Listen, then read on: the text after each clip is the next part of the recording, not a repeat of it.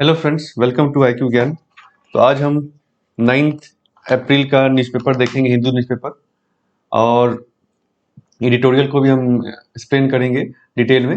इस चैनल को आपने सब्सक्राइब नहीं किया, जरूर सब्सक्राइब करें और इस वीडियो को जरूर लास्ट तक देखें। जो जो इंपॉर्टेंट न्यूज़ है आपका एग्जाम के लिए, यूपीएससी एसएससी जो भी आप एग्जाम दे रहे हैं उसमें आपको जरूर ये हेल्प करेगा। और इसका जो है आप नोट्स जरूर बना लें, जो जो इंपॉर्टेंट पॉइंट्स हम डिस्कस करेंगे उसका आप नोट जरूर बना लें, ताकि आप उसको बाद में सब्जेक्ट वाइज जो उसको आप रिवाइज कर पाएँ।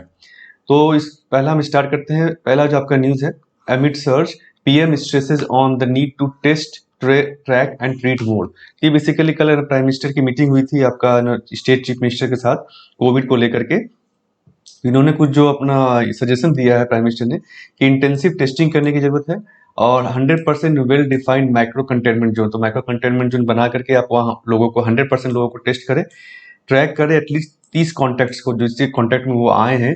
तो वैसे 30 कॉन्टैक्ट को एटलीस्ट आप वेरीफाई करें, देखें, उनको टेस्ट करें कि उनको तो नहीं हुआ है, फैला तो नहीं है, और इंश्योरिंग ऑल पीपल आर वह वैक्सीनेटेड। तो वैक्सीनेटेड कराना का भी कहा कि सभी को वैक्सीनेट कराना चाहिए जो भी एलिजिबल है, यानी 45 साल से ऊपर जो भी लोग हैं उनको वैक्सीनेट कराया जाए। तो ये बेसिकली इन्होंने कहा है। कल जो आपका मीटिंग हुई थी तो काफ़ी कोरोना के साथ आप देख रहे हैं तो काफ़ी इंक्रीज हो रहा है स्पेस में।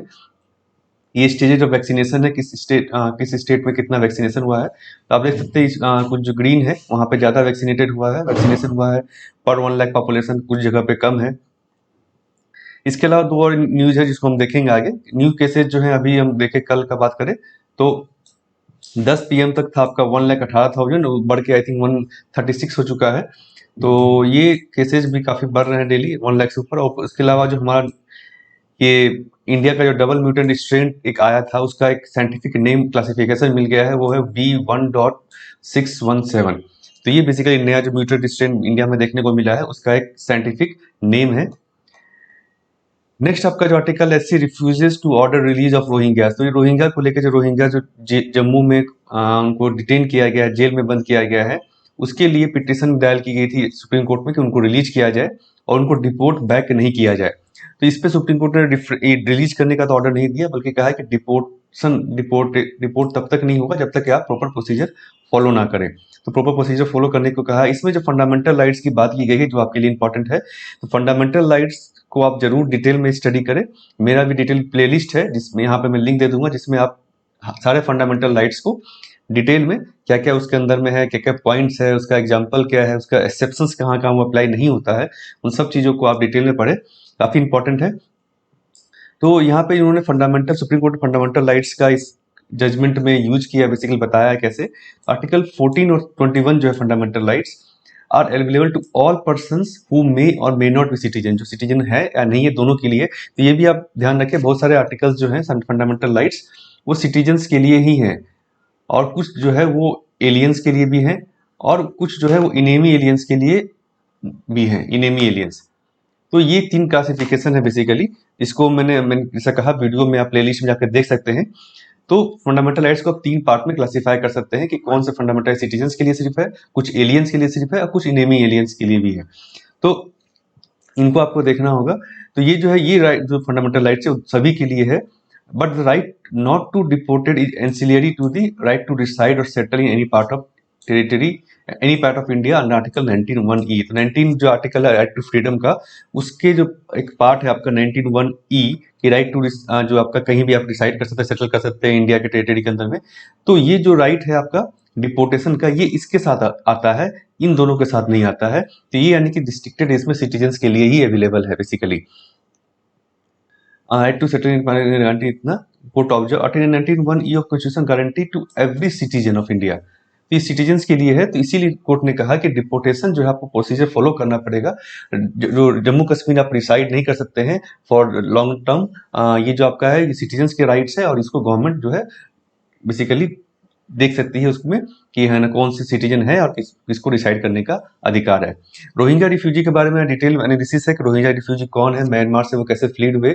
उसके अलावा जो ये डिपोर्टेशन का है, रिफ्यूजी जो कन्वेंशन है गवर्नमेंट, ये ह्यूमन राइट आपका यूएन का रिफ्यूजी कन्वेंशन जो है, तो उसके बारे में डिटेल वीडियो है जिसका मैं लिंक जो है डिस्क्रिप्शन में दे दूंगा। डिस्क्रिप्शन को आप जरूर देखें, वहां पे एक वीडियो का आपको लिंक दिखेगा जिसको क्लिक करके आप जो है इसके बारे में डिटेल में पढ़ सकते हैं और नोट बना सकते हैं अपना। नेक्स्ट आपका जो है ASI will survey mosque orders court, ये बेसिकली जो वाराणसी का जो डिस्प्यूट हो रहा काशी विश्वनाथ टेम्पल को लेकर के, तो इसमें जो है वहाँ के लोकल कोर्ट ने ऑर्डर किया है कि ASI archaeological survey of India जो है कि आप जो है ज्ञानवापी मॉस्क्यू है जो कि काशी विश्वनाथ टेम्पल से एडजेसेंट है, उसी एक तरह से कॉम्प्लेक्स में है, कि क्या ये काशी विश्वनाथ टेम्पल को तोड़ के बनाया गया है, क्या वहां पे कुछ सुपरइम्पोजिशन या अल्टरेशन का आपको एविडेंस दिखता है कि उसमें इसका कुछ तोड़ के वहां पे बनाया गया है वैसा कुछ, तो उसको आपको बताना है। क्योंकि जो पिटिशन फाइल की गई है कि भाई जो काशी विश्वनाथ टेम्पल को तोड़ करके बेसिकली पहले इसको ज्ञानवापी मॉस्क्यू को बनाया गया था, तो इसको रिस्टोर किया जाए, ये बेसिकली पिटिशन में कहा गया है। तो पैनल क्या करेगा, एएसए का panel trace as to whether any Hindu temple ever existed before the mosque in question was built. तो जो मॉस्क्यू के पहले कुछ हिंदू टेम्पल था जिसको कि तोड़ करके डिमोलिश करके बनाया गया है, तो इसको बेसिकली स्टडी करने के लिए कोर्ट ने कहा है, उसके बाद ही जो कोर्ट अपना कुछ निर्णय लेगा। तो ये पोर्शंस को देखा जाएगा, बेसिकली कुछ टेक्नोलॉजी उन्होंने बताई है, ग्राउंड पेनिट्रेशन रडार और जियो रेडियोलॉजी सिस्टम से आप करेंगे। तो यहाँ पे जैसे ज्ञानवापी मॉस्क्यू और जो काशी विश्वनाथ टेम्पल है काफी इंपॉर्टेंट आपका एग्जाम में, अगर प्रीलिम्स की बात करूँ प्रीलिम्स में भी और आपका मेंस के लिए भी, कि ये टेम्पल्स क्या है, यहाँ पे बेसिकली हिस्टोरिकल इसका जो है, और आर्ट एंड कल्चर में पेपर 1 में आपका ये इंपॉर्टेंट है इसके टेम्पल के बारे में। तो ज्ञानवापी मॉस्क्यू जो है बेसिकली ये जो है मुगल कहा जा रहा है, मुगल औरंगजेब ने जो बेसिकली कुछ पार्ट काशी विश्वनाथ टेम्पल का तोड़ करके इस मॉस्क्यू को खड़ा किया था, तो इसीलिए अभी जो पिटिशन है कि भाई इसका रिस्टोरेशन होना चाहिए, जो जमीन है वो काशी विश्वनाथ टेम्पल की है उसको वहां पे और बढ़ाया जाना चाहिए। तो ये बेसिकली पिटिशन है। इसमें प्लेसेज ऑफ वर्शिप एक्ट भी है 1991 का, जो काफी इंपॉर्टेंट, इसको मैंने ऑलरेडी 2-3 वीडियो में डिटेल में बताया है, उसका सेक्शंस क्या क्या है, तो उनका भी लिंक मैं डिस्क्रिप्शन में दे दूंगा, उसको आप जरूर देखें। वो काफी इंपॉर्टेंट जो आपका एक्ट है जिसको यहाँ पे इन्वोक किया गया है फिर से। तो ये जो काशी विश्वनाथ टेम्पल है, इसका अगर मैं हिस्ट्री बात करूँ कैसे वो बना था या जैसे हटा था, तो इसमें जो है ओरिजिनल जो काशी विश्वनाथ टेम्पल था उसको डिस्ट्रॉय किया था आर्मी ऑफ कुतुबुद्दीन ऐबक ने 1194 सीई में, जब उन्होंने राजा ऑफ कन्नौज को डिफीट किया था। उसके बाद टेम्पल को फिर से बनाया गया गुजराती मर्चेंट उस समय के दिल्ली सुल्तान इल्तुतमिश के समय में, इस समय उनको फिर से बनाया गया। उसके बाद फिर से उसको डिमोलिश किया गया, आइदर हसन शाह सराकी और सिकंदर लोदी के समय में इसको डिमोलिश किया गया, एग्जैक्टली इसका हिस्टोरिकल नहीं है। बाद में राजा तोदरमल ने इसको फिर से बनाया था अकबर के फंडिंग से ओरिजिनल साइट पर ही। उसके बाद फिर जो अभी लेटेस्ट जो है कि औरंगजेब ने इसको डिस्ट्रॉय किया और ज्ञानवापी मॉस्क्यू यहाँ पे इसकी जगह पे बनाया। और उसके बाद जो मल्हार राव होलकर की डॉटर इन लॉ जो है अहिल्याबाई होलकर थी, उन्होंने जो प्रेजेंट जो टेम्पल है उसको बनाया था मॉस्क्यू के एडजेसेंट, मतलब मॉस्क्यू को हटाने बिना जो एडजेसेंट का एरिया था, जितना एरिया था उस पर इस टेम्पल को बनाया गया, काशी विश्वनाथ टेम्पल को। तो यही पिटिशन में कहा गया कि औरंगजेब ने जो टेम्पल का पार्ट को डिस्ट्रॉय करके ये मॉस्क्यू बनाया था, तो इस मॉस्क्यू का लैंड जो है वो वापस जो टेम्पल को दिया जाए, काशी विश्वनाथ टेम्पल को दिया जाए। तो हिस्ट्री जो है आपके लिए काफी इंपॉर्टेंट है, बेसिकली कभी प्रीलिम्स से पूछा जाता है, तो इसको आप जरूर ध्यान में रखें। नेक्स्ट आपका जो है एडिटोरियल है, plot to plate hand held by Indian state. ये बेसिकली एग्रीकल्चर रिफॉर्म्स को लेकर इन्होंने कहा है, काफी इंपॉर्टेंट पॉइंट्स इसमें है। तो जीएस पेपर 3 जो है आपका एग्रीकल्चर, उसमें आप इन पॉइंट्स को आप इनकॉर्पोरेट कर सकते हैं, लिख सकते हैं। तो पहला तो इन्होंने कहा कि एक जो नोशन है, एक जो आपका सोच है कि भाई रिफॉर्म्स मतलब होता है कि जो गवर्नमेंट उस सेक्टर से बाहर निकल जाए। ये रिफॉर्म्स का नोशन जनरली बनाया गया है ऑल ओवर द ग्लोब, कि स्टेट का रोल जितना कम होगा वो सेक्टर उतना ग्रो करेगा, उतना वो रिफॉर्म होगा। तो ये चीज नोशन जो है बेसिकली गलत है, इन्होंने कहा कि ये सही नहीं है नोशन। स्पेशली आपको सेक्टर को देखना होगा कि वो सेक्टर में कितना स्टेट का रोल जरूरी है या नहीं जरूरी है। एग्रीकल्चर की इन्होंने फिर बात की है, Indian state must continue to intervene in multiple markets and make critical investments. तो ये इंडियन स्टेट जरूरी है, यहाँ जो मार्केट्स है एग्रीकल्चर मार्केट्स में स्टेट का प्रेजेंस होना बहुत ही जरूरी है। क्यों जरूरी है, तो इन्होंने धीरे धीरे करके एक चीज बताई है यहाँ पर, तो उसको हम एक एक करके देखेंगे। पहला तो क्या है, एग्रीकल्चर में बहुत ही लिमिटिंग फैक्टर्स है कुछ कुछ जो कि है ना उसको लिमिट करते हैं उसका प्रोडक्शन को, सेल्स को, उसका ग्रोथ को। जैसे कि आपका हो गया अनसर्टेनिटीज ऑफ वेदर, हो गया आपका वेदर वहाँ पे अनसर्टेन है, बहुत सारे जो आप एरिया देखेंगे जहाँ पे इरिगेशन नहीं है वो बारिश पे डिपेंडेंट होते हैं। सॉइल फर्टिलिटी बहुत जगह कम ज़्यादा है। वाटर की अवेलेबिलिटी आप देखेंगे बहुत जगह नहीं है, ग्राउंड वाटर जिसपे वो डिपेंडेंट है वो अवेलेबल नहीं है, इरिगेशन फैसिलिटीज नहीं है। इसके अलावा increasing returns to scale are very difficult to achieve in farming. तो इन रिटर्न्स जो है बढ़ाना, स्केल प्रोडक्शन स्केल जो बढ़ाना वो बहुत ही डिफिकल्ट है फार्मिंग में। तो इसलिए जो बेसिकली पब्लिक इन्वेस्टमेंट यहाँ पर जरूरी है। तो ये पहला रीजन बताया इन्होंने, लिमिटिंग फैक्टर्स को एक एक करके आप कर सकते हैं। 1A लिमिटिंग फैक्टर हो गया, बी हो गया, सी हो गया, डी हो गया। तो आपको ये 3-4 जो लिमिटिंग फैक्टर है जिसके कारण पब्लिक इन्वेस्टमेंट यानी स्टेट का रोल और बढ़ाया जाना चाहिए, न कि कम किया जाना चाहिए। इसके अलावा इन्होंने बताया कि बहुत सारे जो स्मॉल और मार्जिनल फार्मर्स है, अगर हम देखें तो इंडियन फार्मिंग जो स्ट्रक्चर है उसमें ज़्यादा स्मॉल मार्जिनल फार्मर्स है जो कि अपना प्रोडक्शन ज़्यादा बढ़ा नहीं सकते। इकोनॉमी जब स्केल की आप जब बात करते हैं कि आप उसको प्रोडक्शन को बढ़ाएंगे तो आपका जो ग्रोथ बढ़ेगा, बेसिकली आपका रेवेन्यू बढ़ेगा। तो स्मॉल मार्जिनल फार्मर्स का छोटा जमीन है वो प्रोडक्शन ज़्यादा बढ़ा नहीं सकते हैं, तो ये एक लिमिटिंग फैक्टर वहाँ पे आता है आपका। तो इसको इसलिए स्टेट का इंटरवेंशन जरूरी है। Again production process in agriculture can not be organise in assembly line. तो असेंबली लाइन जैसे आप फैक्ट्री की बात करते हैं, असेंबली लाइन की तरह यहाँ पे ऑर्गेनाइज आप नहीं कर सकते हैं। तो ये इस कारण से भी आपका प्रोडक्शन को आप ज़्यादा एक लेवल के बाद इंक्रीज नहीं कर सकते छोटे लेवल पर।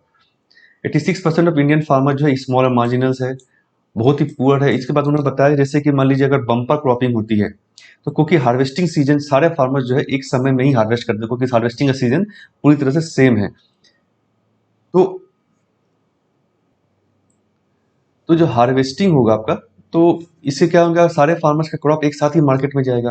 तो जो पुअर फार्मर्स है वो बेसिकली वेयर हाउस फैसिलिटी को अफोर्ड नहीं कर सकते कि वो अपना क्रॉप को मालिक थोड़ा दिन तक रख सके वेयर हाउस में, बाद में जब रेट बढ़ जाए या रेट सही हो जाए तब वो मार्केट में उसको लाके उसको बेचे। तो ये इनके पास ऑप्शन नहीं, क्योंकि इनके वेयर हाउस का कॉस्ट जो है वो अफोर्ड नहीं कर सकते हैं, and therefore they compelled to bring harvest to the market at around the same time. तो एक साथ लाने से क्या होगा कि बेसिकली जो डिमांड है वो जो ज़्यादा हार्वेस्ट ज़्यादा एक साथ मार्केट में लाएंगे तो उनको उतना पैसा नहीं मिलेगा, क्योंकि बम्पर क्रॉपिंग हुई है तो पैसे का रेट जो है वो कम हो जाएगा। इसके अलावा ये चीज़ है, पूरे फार्मर्स को आप बेसिकली वेयर हाउस सपोर्ट नहीं दे सकते हैं आप उसको, अगर तो इसके लिए स्टेट इंटरवेंशन की जरूरत है। दूसरा जो उन्होंने लिखा कि अगर demand for food crops are typically price elastic in elastic during a bumper cropping जो होगा तो प्राइस फॉल होगा। और जब उसी तरफ इन्होंने दूसरा एस्पेक्ट बताया, दूसरा एस्पेक्ट ये है कि मान लीजिए जो कंज्यूमर्स का पर्सपेक्टिव में बताया कि जो पुअर कंज्यूमर्स है, तो अगर अनरेगुलेटेड मार्केट रहेगा, गवर्नमेंट इंटरवेंशन नहीं रहेगा, तो इसका क्या मतलब होगा कि ड्रॉट के समय में जब प्रोडक्शन कम होगा तो उस समय बेसिकली जो है कॉस्ट जो है बढ़ जाएगा, और आप जो पुअर कंज्यूमर स्पेशली जो है उनको ज़्यादा हाई कॉस्ट पे सामान को खरीदना होगा। तो ये दोनों तरफ से जो है फेलियर एक तरह से पुअर पर्सन पे ज़्यादा ये इफेक्ट करेगा। तो ये इन्होंने बताया कि स्टेट का इंटरवेंशन क्यों जरूरी है यहाँ पर। इसके अलावा जो क्रेडिट मार्केट है वो भी है ना, वहाँ पे ज़्यादा अगर स्टेट इंटरवेंशन नहीं रहेगा तो जो हायर इंटरेस्ट रेट पे जैसे हम देखते हैं मनी लेंडर्स लेते हैं, वो एक्सप्लॉइटेशन होगा स्मॉल फार्मर्स का स्पेशली। मनी लेंडर्स जो है बेसिकली पैसा जब नहीं मिलता तो उनको, तो वो बहुत बार क्या करते हैं कि रुपी एडजस्टेड थ्रू एक्सप्लॉइटेटिव प्रैक्टिसेज वो यूज करते हैं, वहाँ पर एक्सप्लॉइट करते हैं फार्मर्स को। जैसे कि इनपुट जो है वो आपको मेरे यहाँ से खरीदना होगा, आउटपुट जो आपको मेरे यहाँ बेचना होगा, मेरे दामों पर बेचना होगा, आपके यहाँ आपको मेरे यहाँ काम करना होगा, और लैंड लीज मार्केट जो है वो होगा आपका। तो ये जो है क्रेडिट मार्केट को भी रेगुलेट करने की जरूरत है। अगर स्टेट यहाँ से हट जाएगा तो credit market, unregulated credit market में स्पेशली स्मॉल फार्मर्स को काफी एक्सप्लॉइटेशन झेलना पड़ेगा। इसके अलावा ऑपरेसिव कास्ट सिस्टम जो है, पुअर लोअर कास्ट अगर फार्मर्स है उनको और भी जो बेसिकली प्रॉब्लम झेलना पड़ता है, बेसिकली उनके कास्ट के कारण, जो हम रूरल एरिया में देखते हैं। इसके अलावा इन्होंने बात की जैसे कि ग्रीन रिवोल्यूशन के बारे में, कि ग्रीन रिवोल्यूशन के बाद में एफसीआई और सीएसीपी ने, जो कि हमारा ये बेसिकली रिकमेंड करता है कितना जो मिनिमम सपोर्ट प्राइस होना चाहिए, तो ये जो है बेसिकली ये ग्रीन रिवोल्यूशन में बात किया गया था कि ताकि जो farmers are assured of their surplus would be brought by the government. तो ये एश्योरेंस देने के लिए लोगों को, फार्मर्स को, कि भाई आपका जो सरप्लस होगा, जो ग्रीन रिवोल्यूशन के कारण आपने जो प्रोडक्शन काफी इंक्रीज किया है, तो जो सरप्लस प्रोडक्शन होगा वो गवर्नमेंट आपसे अच्छे दामों पे खरीदेगी। इसके अलावा कंज्यूमर को भी ये आपको मिला एश्योरेंस कि भाई जो है आपको जो है सही रेट में ही गवर्नमेंट डिस्ट्रीब्यूट करेगी फूड एट पीडीएस सिस्टम के थ्रू।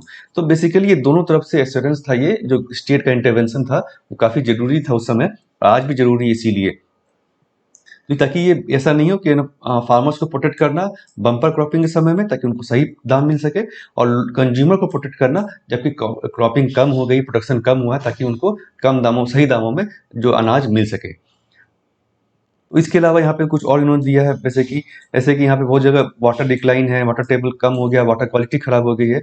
तो इसलिए भी basically yield response to application of increasing, जो यील्ड है ज़्यादा इनपुट बढ़ाने के कारण भी जो है यील्ड जो है उतना नहीं बढ़ रहा, मतलब प्रोडक्शन उतना नहीं बढ़ रहा है बहुत सारे फार्मिंग में बहुत सारे जगहों पर। तो ये इसको देखने की ज़रूरत है गवर्नमेंट को कि बेसिकली यहाँ पर हमको फार्मर्स को क्या करने की ज़रूरत है कि वाटर इंटेंसिव क्रॉप को ग्रो नहीं करे, जहाँ पे वाटर कम है, ताकि वो जो पानी का क्वालिटी है, पानी जो है कम यूटिलाइज हो। तो ये जो अभी अगर गवर्नमेंट मार्केट से निकल जाती है तो ये उन्होंने कहा है कि बेसिकली एश्योर्ड मार्केट को, कि अगर गवर्नमेंट अगर नहीं देगी उनको अदर दूसरे क्रॉप्स के लिए, जैसे कि आपका वो हो गया आपका यहाँ पे जैसे और क्रॉप्स जो है मिलेट्स हो गया, पल्सेज हो गया, वाइल्स जो कम पानी लेते हैं, तो उसको भी गवर्नमेंट को उसका प्रोक्योरमेंट बढ़ाने की जरूरत है, ताकि जो है फार्मर्स जो है ये वाटर इंटेंसिव क्रॉप्स को कम ग्रो करे। डाइवर्सिफिकेशन जो है बहुत ही जरूरी है। Basket of public procurement include ज़्यादा, और जो पब्लिक प्रोक्योरमेंट जो गवर्नमेंट का पीडीएस सिस्टम, उसमें और जो क्रॉप्स को इंक्लूड करने की जरूरत है ऐसे क्रॉप्स की, ताकि वो फार्मर जो है वाटर इंटेंसिव क्रॉप पर डिपेंडेंट ना रहे।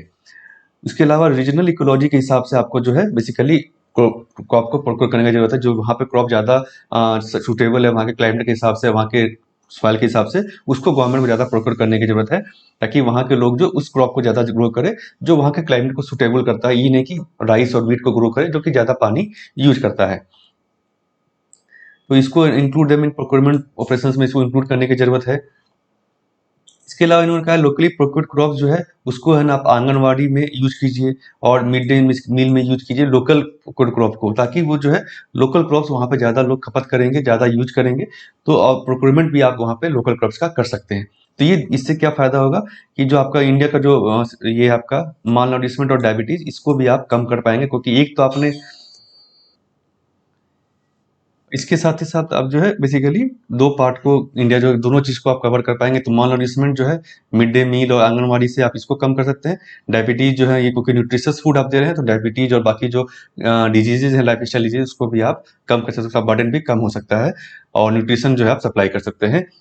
और साथ ही साथ जो इरिगेशन जो है आपका, सॉरी वाटर इंटेंसिव क्रॉप जो है जिसके उसको जरूरत नहीं है आपको ग्रो करने की, तो फिर वाटर क्वालिटी मेंटेन रहेगा, वाटर टेबल मेंटेन रहेगा, तो ये आपका फायदा होगा गवर्नमेंट को। Only 70% of farm produces passes through the mandis to provide farmers access within। तो इसके अलावा गवर्नमेंट को क्या जरूरत है कि 5 किलोमीटर के अंदर अंदर जो है मंडीज को स्टेब्लिश करने की जरूरत है, जिसके लिए 42,000 और मंडी बनाने की जरूरत है, न कि मंडी से गवर्नमेंट को वॉकआउट करने की जरूरत है, जैसा कि अभी रिफॉर्म में कहा गया है। तो यहाँ पे उन्होंने दिया कि सिर्फ 17% जो फार्म प्रोड्यूस है, जो प्रोड्यूस होता है फार्म प्रोड्यूस, वो मंडी जा पाता है, बहुत सारे तो बाहर में ही बिक जाता है। तो इसीलिए और मंडी बनाने की जरूरत है, ताकि फार्मर्स को, स्पेशली स्मॉल फार्मर्स को सही कीमत उनके दाम का, उनके सामान का मिल सके। United Nations estimate that in the year 2050 around 800 million people will continue to live in rural India। तो ये यूनाइटेड नेशंस का प्रेडिक्शन है। तो रूरल इंडिया को इसलिए मजबूत करने की जरूरत है क्योंकि 800 मिलियन 2050 की बात की जा रही है, 800 मिलियन लोग जो उस समय भी रूरल इंडिया में रहेंगे। तो रूरल इंडिया को आपको मजबूत करने की जरूरत है, तो एग्रीकल्चर में गवर्नमेंट का प्रेजेंस जरूरी है। तो ये मोटा मोटी इस पूरे आर्टिकल का सार है आपका। नेक्स्ट आपका है editorial explaining Pakistan flip flop on trade with India. ये बेसिकली जो पाकिस्तान का जो अभी यू टर्न हुआ, डबल यू टर्न, एक बार उन्होंने कहा कि हम जो है स्टार्ट करेंगे इंपोर्ट जो है कुछ सामान का, जो जिसमें था आपका कॉटन, यार्न और शुगर का हम इंपोर्ट स्टार्ट करेंगे, बट बाद में उन्होंने फिर उस पर यू टर्न ले लिया। जब तक कि इंडिया अपना स्टैंड जो जम्मू कश्मीर पे चेंज नहीं करता है तब तक हम ट्रेड यहाँ पे स्टार्ट नहीं करेंगे। तो ये बेसिकली उसी के ऊपर में है, कुछ खास इसमें इंपॉर्टेंट नहीं है आपका एग्जाम के लिए। नेक्स्ट आपका आर्टिकल है बियॉन्ड जीरो सम। ये बेसिकली जो है अभी जो क्लाइमेट चेंज को लेकर चल रहा है, हमने कल भी आर्टिकल एडिटोरियल को स्टडी किया था। तो अभी जो US special presidential envoy for climate John Kerry जो है इंडिया विजिट किया था, उन्होंने बेसिकली यहाँ के प्राइम मिनिस्टर से भी यहाँ पे मिले थे, वो बाकी लीडर से भी मिले थे उन्होंने। तो यहाँ पे बेसिकली इंडिया को प्रेशराइज इस तरह से किया जा रहा है कि वो नेट जीरो इमिशन जो है उसको कमिट करे कि हम कब जो है net zero emission carbon dioxide का हम अचीव करेंगे। तो ये बेसिकली अभी इंडिया कमिट नहीं किया है। तो यहाँ पे उन्होंने बताया कि क्यों ऐसा जरूरत नहीं करने का। ये climate change is biggest crisis today, solution जो चाहिए इसके लिए require the US, UK, Europe और अदर्स जो कि डेवलप्ड कंट्रीज है, who occupied bulk of world's carbon budget. Carbon budget हमने कल बताया था, कार्बन बजट मतलब एक तरह से हो गया बजट हो गया आपका, इतना भाई हमको इस खर्च करना है। जैसे आपका बजट होता है नॉर्मल बजट, फाइनेंशियल बजट, उसमें होता है हमारे पास इतना करोड़ रुपया है, हमको इतना हम करोड़ रुपया ही एक साल में खर्च करना है। उसी तरह कार्बन बजट क्या है इसमें है कि कितना गीगा टन्स ऑफ CO2 जो है हमारे पास है, जिसको हमको हम खर्च कर सकते हैं over the period of time. तो ये होता है कार्बन बजट, मोटा मोटी यही है। इसमें जो ज़्यादातर शेयर जो है खर्च करने का, जो कार्बन डाइऑक्साइड इमिशन का, वो ये डेवलप्ड कंट्रीज इसको यूटिलाइज कर रहे हैं। तो हमको देखने की जरूरत है। तो इसीलिए बेसिकली इन कंट्रीज को बेसिकली सॉल्यूशन देने की जरूरत है। इन कंट्रीज को जरूरत है कि ये जो अपना कार्बन डाइऑक्साइड इमिशन है वो बजट का अपना कम करे, ताकि दूसरे देश जो है डेवलपिंग कंट्रीज वो अपना शेयर बढ़ा सके, क्योंकि वहां पर डेवलपमेंट की अभी आवश्यकता है। वहां इंफ्रास्ट्रक्चर अभी डेवलप नहीं हुआ है, वहां पे फॉसिल फ्यूल को भी यूज करने की अभी जरूरत है। एंड फंड द ट्रांजिशन, उसके अलावा ट्रांजिशन को फंड करने का भी इनके ऊपर जिम्मेदारी है। कल हमने देखा था तकरीबन $1 ट्रिलियन जो है USA और यूरोप यूनियन का एक तरह से डेप्ट है क्लाइमेट चेंज को लेकर के। तो ये जो है बेसिकली इन्होंने कहा है कि डेवलप्ड कंट्रीज का ज़्यादा रिस्पॉन्सिबिलिटी बनता है इसको लेकर के। इंडिया अभी तक कमिट नहीं किया इंडिया ने, क्योंकि वो इंडिया वेट कर रहा है कि पोस्ट पैंडेमिक डेवलपमेंट पाथवे कैसा रहेगा, उसको लेकर के इंडिया फिर कमिट करेगा नेट जीरो इमिशन का। It extended a deadline for coal power plant. India ने अभी जो कुछ निगेटिव जो है ना, अभी हम कहें अगर एक्शंस लिया है क्लाइमेट चेंज को लेकर के, तो कुछ इन्वायरमेंटल क्लियरेंस दिए गए हैं जो ऐसे प्रोजेक्ट्स को जिसका सीरियस नेगेटिव इम्पैक्ट है। कोल पावर प्लांट्स जो हैं उनको बेसिकली है ना, उनका डेडलाइन बढ़ाया गया है पॉल्यूशन कंट्रोल को लेकर के। फ्यूल प्राइसेस जो है काफ़ी हाई पे चल रहे हैं विथ नो स्पेसिफिक इन्वायरमेंट को डिविडेंड नहीं मिल रहा है। तो इंडिया को जरूरत है कि डोमेस्टिक क्लाइमेट प्लान लेके आए, जो कि that explain to the citizen how it can bring green development. तो इंडिया को जरूरत है कि डोमेस्टिक क्लाइमेट प्लान लेके आए, जो कि लोगों को बता पाए कि कैसे वो जो ग्रीन डेवलपमेंट करेगा इंडिया। इसके अलावा सेक्टर का हर सेक्टर और स्पेसिफिक टारगेट और ईयर स्पेसिफिक टारगेट लाने की इंडिया को जरूरत है। ये एक तरह से सजेशन है जिसको आप लिख सकते हैं आंसर में कि भाई क्या ग्रीन क्लाइमेट या क्लाइमेट चेंज को लेकर के इंडिया को करने की जरूरत है क्लीन डेवलपमेंट को लेकर के। Taxing luxury emissions, whether it is cars, air conditioners, big property, aviation for specific green development outcomes। तो ये इंडिया को करने की जरूरत है टैक्सिंग लग्जरी इमिशंस। इसको भी आप इसमें लिख सकते हैं स्टेप्स लेने में। नेक्स्ट आपका है प्ले टाइम। ये बेसिकली IPL जो स्टार्ट हो रहा है उसको लेकर के है कि ना अभी जो है कुछ चेंजेस किए गए इसमें। न्यूट्रल वेन्यूज है, मतलब न्यूट्रल वेन्यू का मतलब है जहाँ पे दोनों टीम में से किसी का भी वो होम स्टेट नहीं है, तो वैसे जगह पे भी मैचेज होंगे ताकि वो ट्रेवल टाइम रिड्यूस हो सके कोविड को लेकर के। तो ये सब है कुछ चेंजेस जिसमें बेसिकली, और ये T20 वर्ल्ड कप को के लिए भी तैयार करेगा इंडिया को टीम को। तो कुछ खास इंपॉर्टेंट है एग्जाम के लिए बात करूं मैं तो। नेक्स्ट आपका double mutant strain name B1.617। ये हमारे यहाँ जो डबल म्यूटेंट स्ट्रेन बेसिकली जो देखने को मिला ज़्यादातर, तो इसका एक नाम साइंटिफिक असेसमेंट नेम दिया गया है B.1.617। ये बहुत ही कॉमन इंडिया में। ये जो basically couple of defining mutation, दो म्यूटेशंस का कंबाइन है, E484Q और L425R। ये नाम आपको जानने की जरूरत नहीं। बेसिकली डबल म्यूटेंट वायरस जो है इंडिया में ज़्यादा तेजी से फैल रहा है, तो इसको आपको क्या है बेसिकली इसको जानने की आपको थोड़ी बहुत आवश्यकता है। इसके कारण basically presence of both mutation together were first found in some coronavirus genome from India। तो इंडिया से ज़्यादा ये देखा गया था और इंडिया ने इसको बेसिकली जीनोम सीक्वेंसिंग किया। फिर उसके बाद इंटरनेशनल एजेंसी जो आपका इंडिया में INSACOG, ये क्या बेसिकली कंसोर्टियम ऑफ लेबोरेटरीज है। कुछ 12 लेबोरेटरीज है इंडिया की जिसको कि कंसोर्टियम बनाया गया, ग्रुप बनाया गया है जो कि जीनोम सीक्वेंसिंग करती है वायरसेस का। तो उसके अलावा कि जिसको अफेक्टेड हुआ है वो वायरस का सीक्वेंस क्या है, जीनोम सीक्वेंस क्या है, उसके बाद इसको भेजा जाता है GISAID को, जो कि बेसिकली इसको स्टडी करके कि ये वेरिएंट्स ऑफ कंसर्न है कि नहीं, मतलब कि क्या इससे ज़्यादा इन्फेक्शन हो रहा है, क्या ये ग्लोबल लेवल पे फैल रहा है, तो उसको अगर ऐसा है तो वेरिएंट ऑफ कंसर्न के कैटेगरी में उसको डाला जाता है। अभी की बात करें तो 3 ग्लोबल वेरिएंट्स को वेरिएंट VOC की कैटेगरी में डाला गया है, वेरिएंट्स ऑफ कंसर्न है। एक है आपका UK वेरिएंट, दूसरा साउथ अफ्रीकन वेरिएंट और तीसरा ब्राजीलियन लीनिएज। तो ये बेसिकली वेरिएंट ऑफ कंसर्न हो गया इंडिया का। अभी जो इसका सिर्फ नाम दिया गया है, इसके ऊपर भी एनालिसिस होगी ग्लोबल लेवल पर, उसके बाद इसको वेरिएंट ऑफ कंसर्न कैटेगरी में डाला जा सकता है। GIS-8 क्या है, INSACOG क्या है, इसका मैंने ऑलरेडी डिटेल में एनालिसिस बताया, आपको नोट्स दिया है, उसको वीडियो का लिंक डिस्क्रिप्शन में रहेगा जिसको आप क्लिक करके देख सकते हैं इन दोनों ऑर्गेनाइजेशन के बारे में डिटेल में। नेक्स्ट आपका है 180 AFE death reported in India. तो ये बेसिकली जो AFE डेथ है, AFE मतलब कि after immunisation adverse events following immunisation. तो इम्यूनाइजेशन यानी वैक्सीनेशन के बाद में जाकर एडवर्स इवेंट्स कुछ हो रहे हैं, आपको कुछ बुखार हो रहा है, कुछ बेसिकली है ना सिकनेस हो रहा है या कुछ डेथ हो रही है, उसको ये एजेंसी जो है नेशनल एफी कमेटी जो है उसको रिकॉर्ड करती है, देखती है कि ये वैक्सीनेशन का क्या असर पड़ रहा है, क्या कोई निगेटिव इम्पैक्ट क्या पड़ रहा है। तो इसका बेसिकली कमेटी ने अपना रिपोर्ट दिया है कि 180 डेथ्स बेसिकली इससे देखा गया है मार्च 29 तक में 29.2% डेथ जो है यहाँ पे इसमें देखा गया वैक्सीनेशन के एक तरह से इफेक्ट का है।